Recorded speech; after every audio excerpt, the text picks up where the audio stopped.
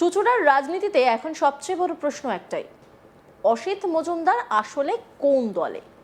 কারণ যিনি গত 15 বছর ধরে তৃণমূল ভবনের মালিকানা নিয়ে রাজনীতি করলেন, যিনি সেই অফিস থেকেই তৃণমূলের জেলার রাজনীতি চালালেন, ভোটের ওয়ার রুম বানালেন, আজ তিনি আবার সেই ভবনের লাল পতাকা তুলে দিয়ে বলছেন যাদের অফিস তাদের ফিরিয়ে দিলাম।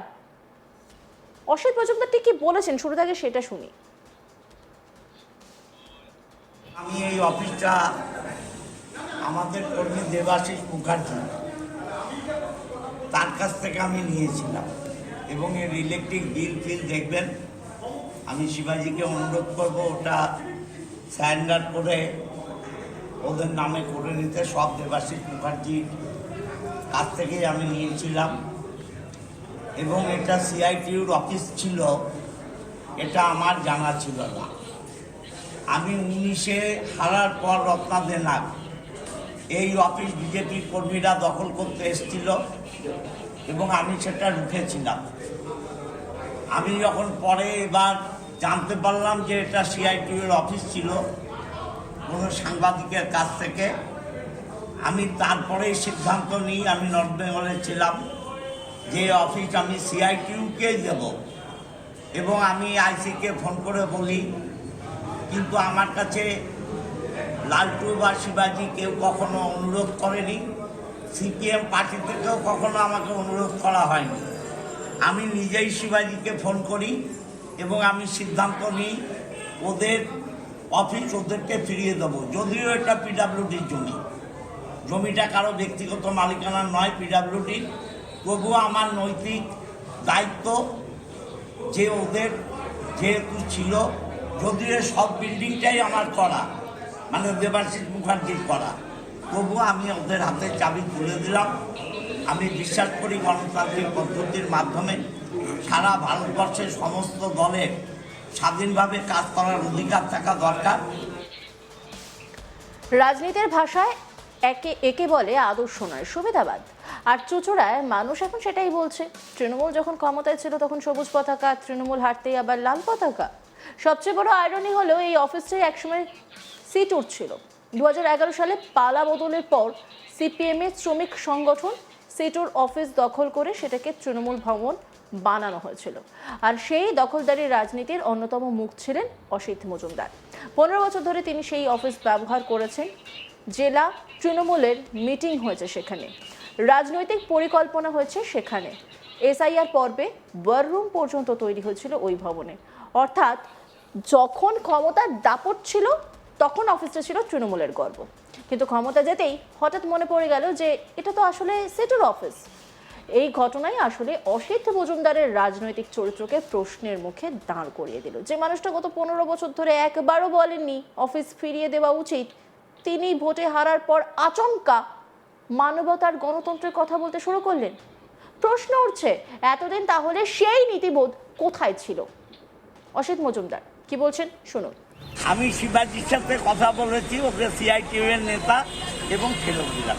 দেখলেন তো আমি অন্য টাইপের মানুষ। এখানে কোথায় সিপিএম দের অক্সিজেন দেওয়া হচ্ছে, আবার অক্সিজেন দেওয়ার কি আছে? সব দলই থাকবে, CPM, Trinamool, Congress, BJP, SUC সবাই থাকবে। সবাই করুক না, গণতান্ত্রিক অধিকার আছে, করুক না দল। আমিও করব, আমিও মমতা ব্যানার্জির নেতৃত্বে করব। দেখবো আগামী দিন 29 তো কাছেই, আবার তো পৌরসভা ইলেকশন আছে। আমি চুঁচুড়োয় পায়ে পায়ে হাঁটবো, দম দেখবো কার কত আছে। সিটু নেতা গুরুদাস বন্দ্যোপাধ্যায় কি বলছেন শুনবো। 2011 সালের পর সারা পশ্চিমবাংলায় আমাদের বহু সিপিএমের পার্টি অফিস এবং আমাদের ট্রেড ইউনিয়নের পার্টি অফিস দখল হয়ে যায়, এবং তৎকালীন সময়ে 34 বছর বাদে যখন সরকার পতন হয়, যেভাবে তার প্রতিরোধ করা দরকার সেক্ষেত্রে আমরা অনেক জায়গাতে পারিনি। এই অফিসটা আমাদের জনপদ পরিবহন মজদুর যে ইউনিয়ন, লরি ড্রাইভার, খালাসি, তাদের ইউনিয়ন ছিল। অমল ঘোষের নেতৃত্বে ইউনিয়ন অফিসটা পরিচালনা হতো। 11 সালের পর এটা দখল হয়, আমরা সেভাবে বলিওনি এবং এমএলএ সাহেব, এক্স এমএলএ বলল, আমরা অনুরোধও করিনি যে আমাদের কাছে দিই, যদি কোনো দিন পরিস্থিতি হয় তখন আমরা নেব। আজকে পরবর্তীকালে উনি যোগাযোগ করে যে এরকম আমি এই অফিস হবে এবং আমরা চাই যে এই যে পশ্চিমবাংলার একটা আবহাওয়া, রাজনীতির একটা আবহাওয়া পরিবর্তন ঘটেছে, সেটা হচ্ছে যে লড়াইটা নীতির লড়াই, কোনো ব্যক্তি লড়াই নয়, এবং আমরা চাই আগামী দিনে নীতির লড়াইটাই চলবে। এরপর গাড়ির চালক যিনি অভিজিৎ দত্ত, তিনি কি বলছেন সেটা একটু শুনে নিই। গাড়ি ইউনিয়ন অফিসার ছিল তখন, আমি অনেক ছোট, আমার বাপ কাকারা এখানে সব ব্যবসা করে গেছে, এখানে সব ড্রাইভাররা থাকতো, হেল্পাররা থাকতো। তারপরে যখন সিপিএম ক্ষমতায় ভালোভাবে আছে তখন সিপিএম এখানে ঝান্ডা তুলে দিল, নিয়ে তারপরে তৃণমূল এলো, তৃণমূলের ঝান্ডা তুলে দিল। আমরা ড্রাইভাররা হেল্পাররা সব রাস্তায় পড়ে রাখি। আমরা চাই এটা যেন আমাদের ড্রাইভার ইউনিয়ন অফিসে দিয়ে যায়। সিপিএম এর যেটা পরিবহন দপ্তর ছিল তাদেরই অফিস ছিল। হ্যাঁ, এটা তাদেরই ছিল। স্থানীয় বাসিন্দা সুজাতা দে, তিনি কি বলছেন শুনবো। সেটু তারপরে কি হলো? হ্যাঁ, তারপরে কে দখল করেছিল? তা কি চাইবেন আপনারা? তো এখান থেকে দীর্ঘদিন ব্যবসা করে এসছেন, এখানে 25-26। তার আগে কি দেখেছেন? সিটি অফিসই ছিল। বিজেপি বিধায়ক সুবীর নাগ, তিনি কি বলছেন শুনে নেব। বোধোদয় কখনকার হবে এটা বলা যায় না। বোধোদয় কারোর খুব তাড়াতাড়ি হয়, কারোর বোধশক্তি ফিরে পেতে কিছু ঘটনা বা দুর্ঘটনার সামিল হতে হয়। তো এর আগে ব্যান্ডেলে কোনো একটা সংগঠনের অফিস তিনি ফিরিয়ে দিয়েছিলেন। তো আমাদের কাজ তো মানুষের সামনে সত্যিটা তুলে ধরা। তো তখন আমি আপনাদের বলেছিলাম যে তার যেটা পার্টি অফিস, ওটা তো সিটুর অফিস বলে আমরা জানতাম। এই নিয়ে একটি রিপোর্ট তুলে ধরেছেন আমার কলিগ পার্থ রাহা, দেখব। ভবনে উড়ছে লাল পতাকা দেখে হতবাক চুঁচুড়াবাসী। হুগলির যে চুঁচুড়া সদর রয়েছে খাদিনা মোড়, সেই খাদিনা মোড়েই ছিল তৃণমূলের পার্টি অফিস, যেটা বিধায়ক কার্যালয় বলেই পরিচিত ছিল। চুঁচুড়া বিধায়ক অসিত মজুমদার সেখান থেকে তার দলীয় সব কার্যকলাপ চালাতেন। এরপরে 2026 বিধানসভা ভোট, সেখানে তৃণমূলের পতন হয়েছে, রাজ্যে সরকার গঠন করেছে বিজেপি।